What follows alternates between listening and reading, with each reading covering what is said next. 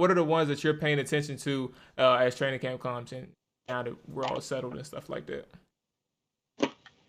All right, cool. So I know people don't tune in to talk about a lot of interior line play, but like we talked about earlier, we filled a lot of the roster holes and things like that. But the biggest, most impactful training camp battle I see is at the left guard position. And it's a kind of like a three-headed battle between Eric Flowers, Wes Schweitzer, and Sadiq Charles. Eric Schweitzer, Eric Flowers is somebody who was actually pretty good when we transitioned in 2019. It's only up. It's only up for Eric Flowers. Yeah.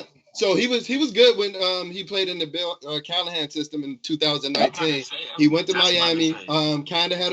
Kind of had a regression. And he got traded back, and he is under a new blocking scheme, under a new regime, and a new coaching staff. So I don't know how that'll go. But I actually thought he rivaled some of Brandon Scherf's play in 2019. Now, moving on to Wes Schweitzer, he's actually somebody that surprised me. I was watching a lot of his tape when we signed him. I didn't think he was a good player with the Atlanta Falcons. And I think that was kind of because they were transitioning to the power run scheme after Kyle Shanahan had left from that outside zone scheme. And, up here in Washington, we kind of have more a comparable scheme to that outside zone scheme with Scott Turner. So when he actually filled in and replaced Wes Martin, he was actually pretty good for us in 2020. And if you look at some of his workout videos, he's a freak of an athlete. He's rock climbing walls at like 6'5", 340 pounds. I saw him deadlift 800 pounds the other day. And then Sadiq Charles. He's just a weirdo. That's what it is. Hey, Ryan had 800 on the bar yesterday, right? Ryan had 800 on the bar yesterday, right? No, sorry. And then Sadiq Charles is actually the guy that I'm rooting for.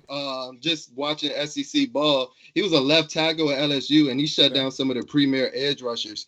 And then, when he was projected to go into the NFL, there were some projections of him playing guard because he has shorter arms and a shorter wingspan. But like I said, he shut down some good players like Terrell Hall from Alabama, Darrell Taylor from Tennessee. And he has an elite athletic profile for somebody at that guard position. So other than that, there is a battle for the last roster spot for the wide receiver position. I personally think Washington has some leeway to do something like keep 7 receivers just because of what Curtis Samuel offers coming out of the backfield. So whether you want to keep 2 big body receivers like Cam Sims and AGG, this is the same regime that spent a 4th round pick on Antonio Gandy-Golden last year for him to practically not do much. Nothing. So outside of the left guard position, nothing. Yeah, nothing at all. Outside of the left guard and the back half of the wide receiver room, I honestly want to see what we do at linebacker, that 3rd linebacker spot.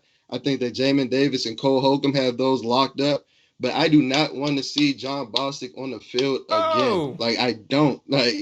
Yes, I do not want to see John Bostic. I do not want to see. If you're a fan of good defensive football, you don't even have to know a lot about. You're not going to like John Bostic. He's a middle linebacker that's running around blocks to make a play. I can't do it with John Bostic. I'm sorry. I know we're supposed to be politically correct, but I can't do it. Look, you on our show. Be as honest as you want to. Yeah, I can't do it with him. But I actually think he's a potential candidate for somebody to be a surprise cut. Because if you can remember, in a lot of the press conferences from Ron and Coach Del Rio last year, one of the trends was they were consistently trashing the linebacker play. They were like, our line is making plays, they're opening up gaps, and then our linebackers are just overflowing the hole. That was week in and week out. And that's just something prevalent in my mind. And I saw that when you see them bringing in guys like David Mayo and Jared Norris, who they have a rapport with, I think that John Bostic might be up for a potential surprise cut come in the training camp. So those are the 3 positions that I'm looking for as far as the training camp battle. I like that surprise cut. I ain't gonna lie to you. I disagree with Bostic, because it can get worse. We've seen worse, but I don't disagree with your surprise cut thing. That's actually something to look forward to, especially if Khalid can step up and they can find somebody under him that's younger and athletic, more athletic. So especially, oh, sorry to cut you off, but especially when they brought in Jamin and the first place they placed him was middle linebacker. I thought he was somebody that'll sell in like this weak side linebacker position, covering tight ends and things like that in coverage. But the first place they wanted to plan him is at middle linebacker, so that's telling you something. And like I said, if he can man that middle linebacker role, we have Khalid playing that weak side role. That's a lot of speed at linebacker. RJ, where you at with it? What's going on with Dallas? What's the position battles that you're paying attention to? First of all, John Bostic had the cheapest hit in the NFL last year. Oh man, that was crazy. Get that on the record. That was crazy. For sure, it was.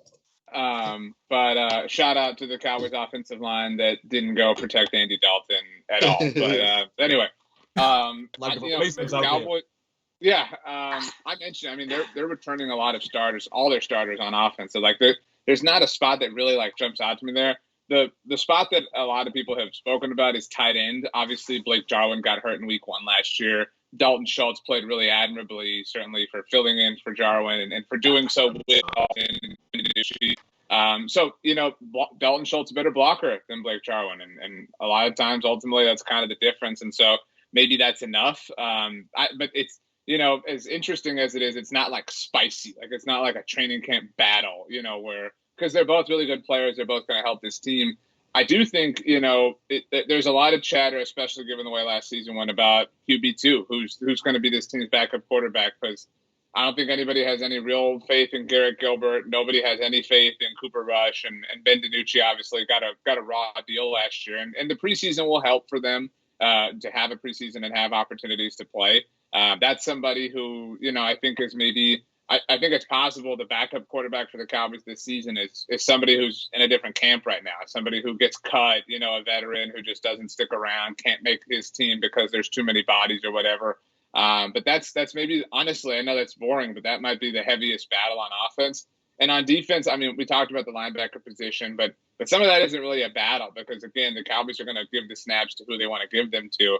I think, it's not really a battle, but I am interested to see how they utilize players in the secondary, just because we talked about they don't seemingly have a lot of options. This is a roster that is kind of not a carbon copy, but very similar to what it was last year. And so for that reason, there aren't a lot of new things. There's just a lot of all the old things have to be much better. And there aren't a lot of options to come in and be better, except for like the Micah Parsones of the world. And so I think it's a group that's supposed to be improved by quantity. And we hope that that's the case, obviously, because if it isn't, it's going to be another long year. So speaking of, we got the old things needed to improve. Now I'm gonna ask you this question. And we are wrapping up, so I appreciate everybody for their time and everybody who tuned in and you all, RJ and Jalen. Speaking of the old things that gotta improve, man. What's up with your boy Zeke? I'm not going. I personally feel like he's not washed. I'm glad this is on the table. I don't feel like he's washed, right? And there's a perception from a lot of people because he statistically regressed, and they think all of a sudden he's done because of 1,000 fumbles in 1 year. I don't think that's the case. I think that was a bad year. I think that was a mental thing, a mental slip up. But what I will ask you, RJ, is what is the perception from your perspective, but also like what the hell are people seeing that makes them, or to make them even think that? I think he's still one of the top 10 backs in the league, personally speaking. So, people used to say, like, I feel like people don't say this anymore, but like people used to say that the most popular guy on an NFL roster for fans was like the backup quarterback, right? Like, it's like anytime like the starter threw an interception, people would like scream for the backup. The most popular guy for Cowboys fans is Tony Pollard. Because I think like he's the forbidden fruit. Like he's the he could be so much better. He's so much faster, so much more dynamic. Like imagine him in this offense. Like that's kind of the idea that everybody holds in their mind. There are a lot of Cowboys fans who do still cape for Zeke, who think he's the best running back in the NFL, who think he's going to lead the league in rushing. I'm not one of them. I don't think Zeke is washed. But I do think he's not the player he was his rookie year, just because he was this incredible player that year. I think he's probably somewhere around the 6th or 7th best running back in the NFL. But the problem is he's paid like the best, and that that leads to the conversation. And so he fumbled the ball 6 times last year, and that's tough. I mean, He didn't break 1,000 yards, and that's a standard people hold you to. He had a career lows in almost every statistical category. People used to debate, like, this was a real thing. People used to talk about, like, is Dak only Dak because of Zeke, or is he really this great quarterback? And Zeke had an opportunity last year, and the offensive line was bad, and all this stuff was bad. But to really prove, like, hey, Stephen Jones said he's the straw that stirs the drink. There was no stirring last year. And all the people that defend Zeke talk about, well, the offensive line was bad and the quarterback was bad. It's like, yeah, that's why you don't pay that position, because it's so dependent on so many other factors. So I think that Zeke is a really good player. I think he's probably going to be like a great value for people in fantasy, because I do think he's fallen beneath the likes of Alvin Kamara and Christian McCaffrey. I think people even think like Aaron Jones is better than him. I can't argue against that right now. This is a good year for Zeke, and I do want to see Tony Pollard utilized more. I mean, just for the good of the offense and the good of the team. And I do think that I think that at the end of the season, people will be saying, "Oh, look, Zeke shut y'all up," like talking to all the haters. And the reason for that is the expectation for Zeke right now is the lowest it has ever been. I mean, the expectation has always been like lead the league in rushing, do the feed me, do the crop top, do the hurdles. Like, that has always been the expectation. But now, like, there are people who think he's washed. So if he's just good, he will beat what some expectations are. And the power of how that's viewed psychologically, I think, goes a long way in terms of how people view him. But that's kind of where he's at. It's a complicated answer, but it's always a complicated situation with the Cowboys. Hey, RJ, to go back to your point about people getting paid and not really, I guess expectations being raised. I want to go back to the position battles real quick, because I just feel like we haven't touched on our interior D-line in a very long time. I just, we always at the back end when it comes to rushing, and DeMarcus Lawrence caught this huge contract. And I used to be one of the people who used to defend him a lot, because I knew what he was capable of. But when I did see him not show up, it was more so of me just using, pressures, double teams, this, that, and the third. But I still have expectations for him, regardless if you're getting double teams, because you're getting paid to be the best. You say you're the best, so show it to me. What do you think about our interior D-line? What do you think about DeMarcus Lawrence? The interior, I mean, I'm hopeful that Brent Urban can be a great free agent signing. And, I think everybody's hopeful Neville Gallimore takes a step in year 2. And I thought Tristan Hill played somewhat well last year before he got hurt too.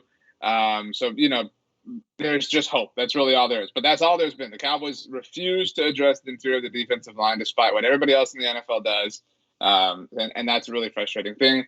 DeMarcus Lawrence, I still go to bat for him. I still use all the pressures and the double teams and everything. But because I think it's difficult, you're right, because he got paid. And so, like, people expect 15 sacks a year. But if anybody has come close, besides Amari Cooper, I guess, and the offensive linemen that have been paid, but if anybody's come close to justifying their payday, it's been him. He's come, and I think he is by far the best player on that defense. He's the guy. They all talk a lot, but he is the guy who walks most of all the talkers, if that makes sense. Yeah, I mean, he talks hot boys and everything like that, but he does back it up. There's a lot of talkers who don't walk at all. I think he's in an interesting spot this year because Tyrone Crawford's always kind of been the emotional leader for them. So with him gone, I'm really excited to see him kind of take the reins and be this is his defense, and I want to see him act like that. All right. So fellas, seems like we're gonna be at the back end of rushing again. So before last thing, y'all, you could give a statement or just where you think you guys finish in the division, but how do you all see yourself stacking up in the NFC East? Jalen, you go ahead and get this one going. Where do you have Washington stacking up in the division? I think we can potentially win the division. I don't think we're going to necessarily run away with it. Like I said, we won it last year. I know the schedule is really hard this year. We play a lot of elite quarterbacks, and I do want to mention that. But I think that the quarterback play is going to be so exponentially better than what we had last year that I think that we're going to win a division. I do think like the Giants may be the second best team in the division. Sorry, I'm sorry for anybody that disagrees with me. I'm sorry. It's But crazy. I wanted to talk Giants talk, but my man not here. You feel me? So I ain't gonna get into it. But the reason I say that is because our biggest question mark is their biggest question mark. They're built similarly to us along the defensive line, and they brought in some playmakers as well. So I think that we're going to narrowly edge out the Giants and repeat as NFC East champions. Okay. RJ, what about the Cowboys? How do you have them stacking up in the NFC East? I think their schedule is really friendly in a lot of ways. I mean, it starts off rough. They get Tampa and the Chargers, and then obviously that's hard. And if they were 0-2, we're going to hear a million times about the percentage of teams who fall to 0-2 who make the playoffs. It's really low. But after that, I mean, they get the Eagles.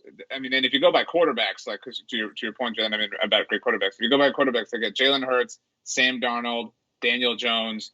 I don't know if we think Mac Jones is starting for New England by week 6. After the bye, they get Kirk Cousins. They get Drew Lock or Teddy Bridgewater. They get Matt Ryan and Patrick Mahomes back-to-back. That's tough. They get Derek Carr on Thanksgiving. I don't think any of us believe in that. They get, I don't know if it's Taysom Hill or Jameis Winston after Thanksgiving, but, it's a friendly schedule in that sense. And I think, when we've talked about Washington and all of our division, talk, I think Ryan Fitzpatrick's going to give us some great memes, some great moments. There's going to be a couple of times where he pulls something crazy off, and he's going to be the talk of the town. He's going to have like an amazing press conference moment. But, I mean, what we've seen from him is the bottom does come out eventually. And I think, to Washington's detriment, their last 5 games are against the NFC East. And, Ryan Fitzpatrick's strength is not in the month of December. And so if Ryan Fitzpatrick at that point has fallen apart or is not great or whatever, I mean, I just don't know how you survive. I think that was really crummy that the NFL scheduled the Washington football team scheduled that way. In 4 weeks straight, they played Dallas, Philly, and that's just that's dumb. Nobody wants that. Makes no sense. 5 straight division games at the end of the season too. That's crazy. It's dumb. I mean, it really truly is. It's dumb when you play any team twice in 3 weeks, but Washington does it back to back with Dallas and Philly. And so, I mean, and because if you have an injury at that time, like it's stupid how it's going to ruin your season that way. And so, I think Dallas is just, I think that if we ranked the best things in the division, if we took every offense and every defense and whatever, I think the best thing is Dallas's offense, and I think the second best thing is Washington's defense. This is an offensive-driven league, and so offenses generally win out. The game's designed for offenses to win out. So I think in that sense, I think Dallas just has the edge just because of the day and age of football we're in. But if I had to bet on somebody else, I certainly would bet on Washington.